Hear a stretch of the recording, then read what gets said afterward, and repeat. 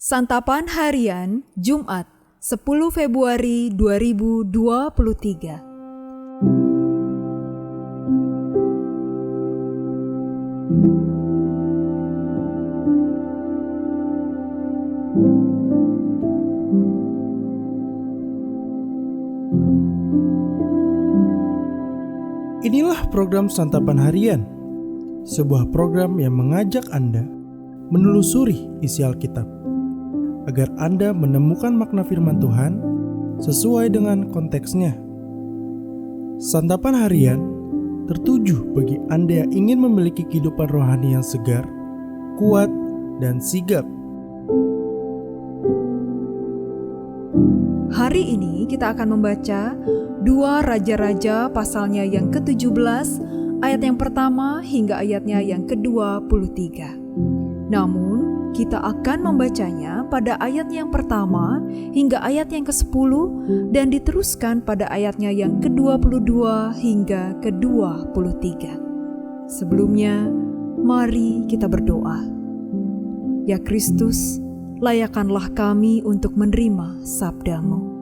Di dalam anugerah kasih-Mu, Yesus Kristus, kami memohon. Amin.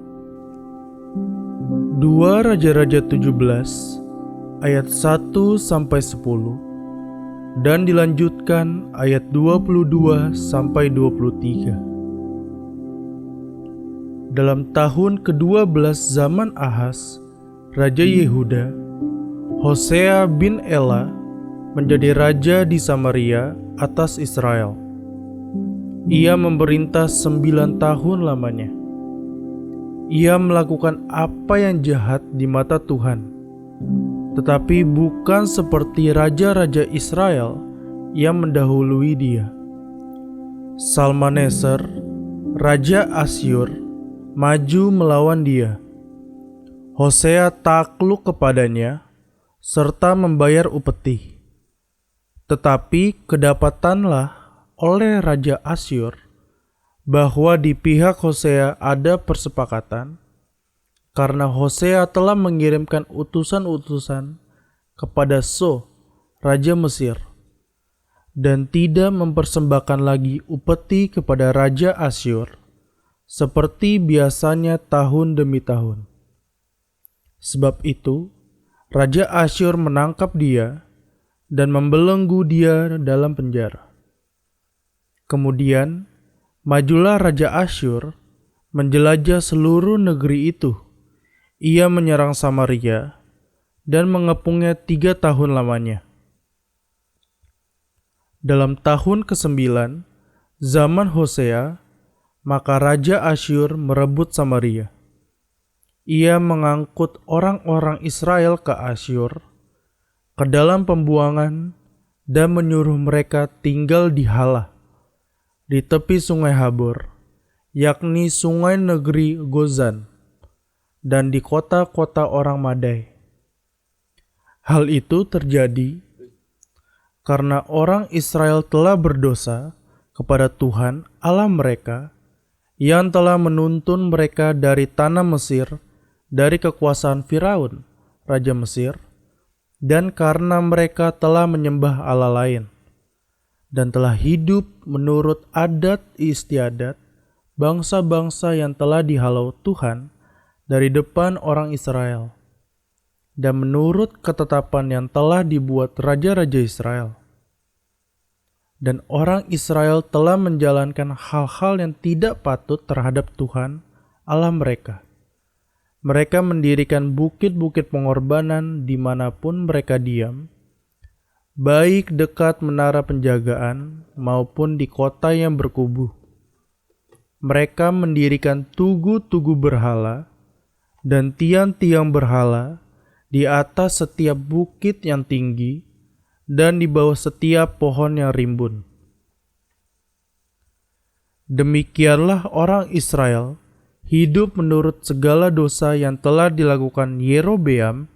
Mereka tidak menjauhinya, sampai Tuhan menjauhkan orang Israel dari hadapannya, seperti yang telah difirmankannya dengan perantaraan semua hambanya, para nabi. orang Israel diangkut dari tanahnya ke Asyur, ke dalam pembuangan. Demikianlah sampai hari ini.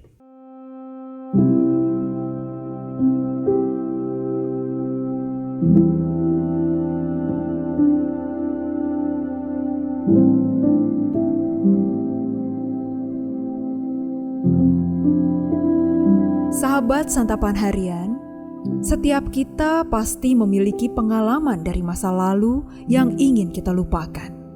Kenangan buruk itu seringkali menghantui kita dan sangat mengganggu kehidupan kita hari ini. Kita ingin melupakannya, tetapi sayangnya hal itu tidaklah mudah. Perikop bacaan kita meriwayatkan kenangan buruk dalam sejarah kerajaan Israel. Sedapat mungkin mereka ingin melupakannya, tetapi peristiwa itu dicatat supaya tidak diulangi kembali. Pada waktu Hosea memerintah sebagai raja Israel, ia melakukan perbuatan-perbuatan yang jahat di mata Tuhan. Hosea secara sengaja bersekutu dengan raja Mesir dan mencoba mengkhianati raja Asyur. Ketika perbuatannya terbongkar, raja Asyur merebut Samaria dan mengangkut orang-orang Israel ke tempat pembuangan. Penulis kitab Raja-Raja kemudian menguraikan dosa-dosa yang diperbuat oleh kerajaan Israel. Mereka menolak Tuhan Allah yang membawa mereka keluar dari Mesir dengan cara menyembah Allah lain. Mereka menolak teguran Allah yang memanggil mereka bertobat dari penyembahan berhala. Mereka menolak ikatan perjanjian dengan Tuhan dengan cara memilih membuat 2 anak lembu tuangan dan patung Asyera. Serta mereka mempersembahkan anak-anak mereka sebagai korban dalam api. Apa yang mereka lakukan adalah kekejian di hadapan Tuhan, dan karena itu mereka mendapat pendisiplinan dari Tuhan. Bagaimana cara terbaik agar kita dapat menghapus kenangan buruk yang tidak ingin kita ingat kembali? Alkitab menegaskan perlunya seorang percaya untuk menjadi ciptaan baru, mengalami pembaruan pikiran dan cara pandang, agar kita tidak lagi berpusat pada diri sendiri, melainkan mengarahkan pandangan kita sepenuhnya kepada Allah. Hanya dengan pikiran yang sudah diperbarui, kita dapat menilai diri secara tepat, serta memahami apa yang menjadi kehendak Allah dalam hidup kita.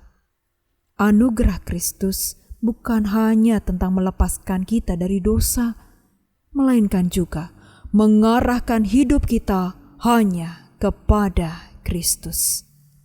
Mari kita berdoa. Tuhan, kami sering merasa hidup kami terombang-ambing di dalam kekhawatiran dan situasi yang sulit.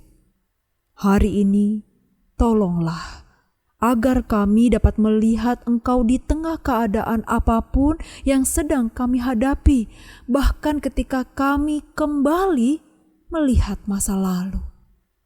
Tunjukkanlah kepada kami secercah maksud dan makna yang Engkau kehendaki di dalam setiap keadaan. Di dalam nama-Mu, Yesus Kristus, kami bertelut. Amin.